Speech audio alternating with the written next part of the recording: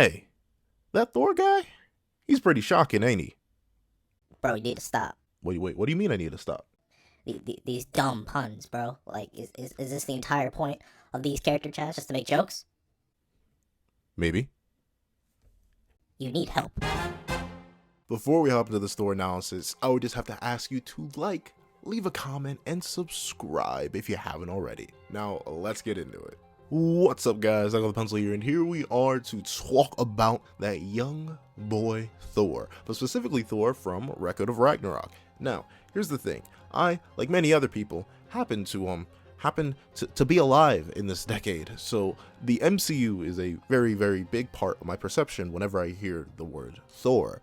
So when I heard Thor was in Record of Ragnarok, in passing, admittedly, I hadn't read the series yet. I was expecting at least a slightly similar depiction to the Thor that I knew from Marvel, both Marvel comics and the Marvel movies. It's just something I expected subconsciously because, once again, I am alive in this century, and Marvel Thor, Chris Hemsworth, has painted an image into my head whenever I think of the name Thor. However, I'm also a mythology nerd, so I know that Thor really didn't look like that at all. He had red hair and was much more buff and gruff. However, the thing that gets me about Record of Ragnarok Thor is that it takes inspiration, obviously, from mythological Thor, and I think it purposely deviates from MCU Thor. I know the Marvel Cinematic Universe is a worldwide phenomenon, so I wouldn't be surprised if the mangaka got their eyes on the Thor that we all know and acknowledge nowadays, and it was just like, you know what? Make them different, make them super different, change them all. And I really like it. Like, in terms of design, I think Thor is very, very good because he subverts your expectations if you live in the modern era for when you think of Thor, because he doesn't look anything like MCU Thor. He doesn't look like Marvel Thor at all, and that's one good subversion of expectations. It also subverts your expectations for what he's supposed to be. He's supposed to be the strongest Nordic god, so you're like, oh, strongest Nordic god, so he's gotta be big, buff, swole boy. However, he really isn't. Like, he's well defined, he has a lot of muscles, yeah, but he's really, really slim, and it's interesting, really. Like, that's the thing. I'm very, very intrigued when I see this Thor design because it just has a lot of intrigue to it. It's amazingly detailed. The long flowing red hair is technically more traditional and more appealing toward Nordic myths because, you know, Thor had red hair in those, and honestly, all around, I really like the design. And the thing with Thor's design in total is it has so many little extra details to it that make it even more interesting. Like, all the bindings he has all over him that sort of match Mjolnir. Like, the sort of what I view them as, considering I don't think we really saw Thor get to go all out against Lubu, is I feel like these are power limiters. Because, like, why does he have those weird gold markings that just grow alongside his face and along his neck and all these different places? I think it's just to limit him, really, because when you think about it, none of the other Nordic gods that we've seen, aka Loki and Odin or even Heimdall, really have these gold like structures on them. So all these little details and extra things thrown into his design make him super interesting to me because it's just an interesting design philosophy. I think adding all that makes you question more about Thor than you initially would. It subverts your expectation with the MCU, and it subverts your expectations with what you would think a big buff god would look like. All that, really, really cool. I love the way the gloves are drawn on him because it's like, you in typical Nordic myth, like, I don't think the MCU doesn't even really acknowledge their existence, but the gloves that are supposedly indestructible, the ultimate shield, I love how they're almost like latexy, but they still reach up and down his arm. It's all really, really cool design-wise. However, moving on from design to why I believe Thor is shocking. Now, here's the thing. I really like smoke demons. It's something that I just happen to enjoy. If you like to fight, I like to watch you fight. It's something cool. I just enjoy it. Y'all know me. However, the thing that gets me about Thor is that he likes to fight, just like Lubu did. However, both realized that they were pretty much unparalleled. They were unparalleled above and below the heavens. And seeing Thor take on this almost apathetic look to everything, like, everything's too easy now. It reaches a very primal fear that I have that one day I'll just be bored and I won't have anything else to do. And considering that Thor's entire life is based around fighting, because he's, once again, still the god of lightning in this one, but also in Nordic mythology, Thor was a god of war, so fighting is one of the biggest things in his life. And when he gets no pleasure out of it, I can understand his struggle to want to keep going, because what's the point in going on? Like, yeah, sure, you have to defend the Norse, whatever, but you just keep it moving, you keep it a buck, but you're like, there's no point to keep going. And unlike Poseidon, another god who's at such a high point in power to where he is, he doesn't really care about the godly ideal. He just wants to live and enjoy himself. And the thing is, I really like Thor for that, because while he is inherently inhuman, obviously, he's beyond any comprehension of what we could understand as human, he still has these human fears, these human flaws, these human things. And I like that. Thor is such a simple character to understand, because once in your life, everyone's been bored. No matter how famous you are, no matter how popular you are, no matter what position you have in society, you've been bored. However, human lifespans don't go on for long enough, and human lifespans aren't isolated enough that we get bored permanently. We have phases of boredom, and sometimes the boredom can last for long, but usually we can be broken out of it. Thor is immortal. If he gets bored and there's nothing else to satisfy him in life, then he's stuck like that permanently.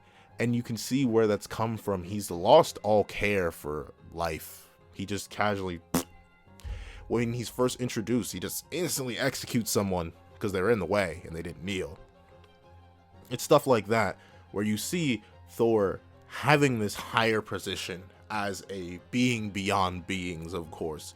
But then you have the realistic part of Thor that's like, man, I'm bored. And the thing that comes with Thor that makes him even more relatable, to at least me as a person who loves this in terms of narratives and in terms of real life, rivals. The great thing about Thor versus Lubu is that when Thor finally meets Lubu, a person who doesn't break immediately, the grin on his face, the shock and awe, like, that is one of the most, it's so great, because these two, who have never really had a challenge in their lives, have finally come across something that makes them go, yes, we are having fun here today, boys. Because imagine what you would be like if you were never challenged, if you never had someone that you could, like, go spar, whether it be in things you're interested in, whether it be drawing, whether it be playing video games, whether it be just playing a board game. If you never had someone that you could just go all out against, have fun, and know that in the end, you two are still relative, one way or another. Even if one of you wins, you two are equals. I think seeing Thor get that in Lubu and seeing Lubu get that in Thor is one of the most interesting character dynamics they have. The way the manga goes out of its way to state, in another lifetime, no, if these two were born on the same level, they may have been rivals. It's one of my favorite moments in the manga, because it's so interesting to see these two who are riddled with boredom finally get something that frees them from it. Like, they free each other from the limiting circumstances they were in as the pinnacles of what they were. It's amazing. It's amazing to me, fundamentally, because it's such a interesting concept to have. Two people who never been challenged finally meet a challenge, and this challenge has the ultimate stakes. The thing is, I would love to see a side story where these two idiots, Lubu and Thor, they just roam creation fighting things. I would love it just because it seems like these two would have been friends. They would have tried to kill each other all the time, obviously. I can tell both of these two were born with a bloodlust that makes them want to prove they're the best. However, I think if Lubu had some more divine physiology, if he was just built better, which is what Thor was, that's the main reason. Both Lubu and Thor were really strong enough for each other. That's why Lubu was able to slice Thor at all. It's just that Thor was made better. He was a divine being versus Lubu's mortality.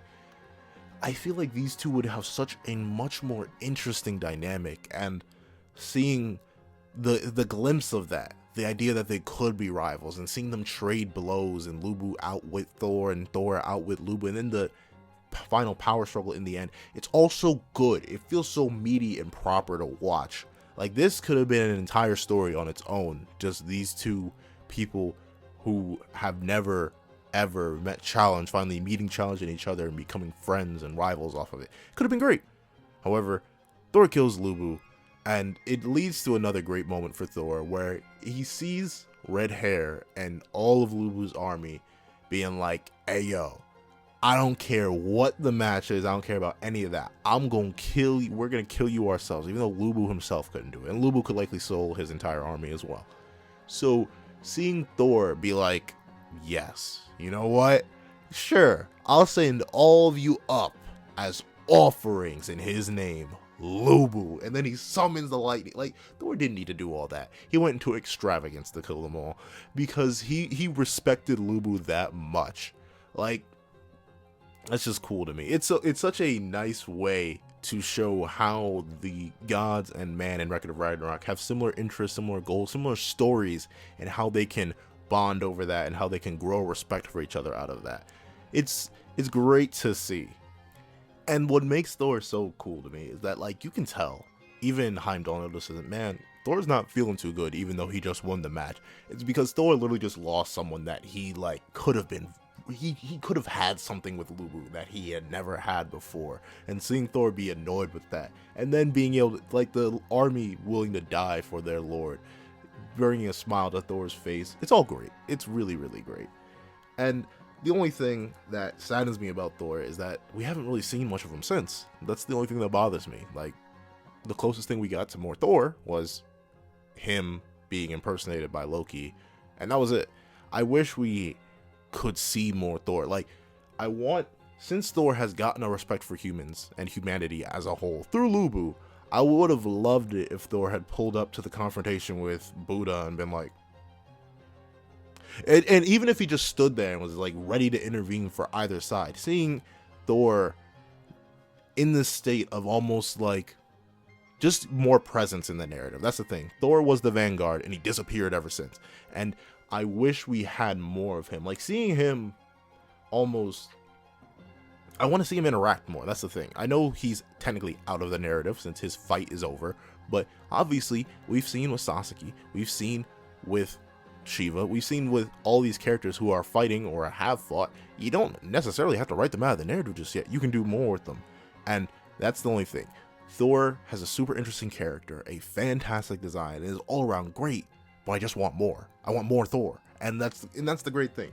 I think if we get more Thor, I would be so pleased. And honestly, a weird idea I have is that in the end, somehow, like, the humans are going to be revived. Like, the humans and the gods that lost are going to be revived, and we're going to get rematches. And I would love to see, I'll explain that later, but I would love to see how Thor and Lubu would react again now that Lubu's lost.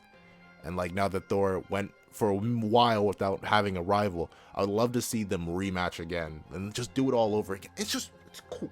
Thor is shockingly great. Like, that's the thing. I was gonna call it Thor is great, but man, I wanted to make a pun. So Thor is shocking.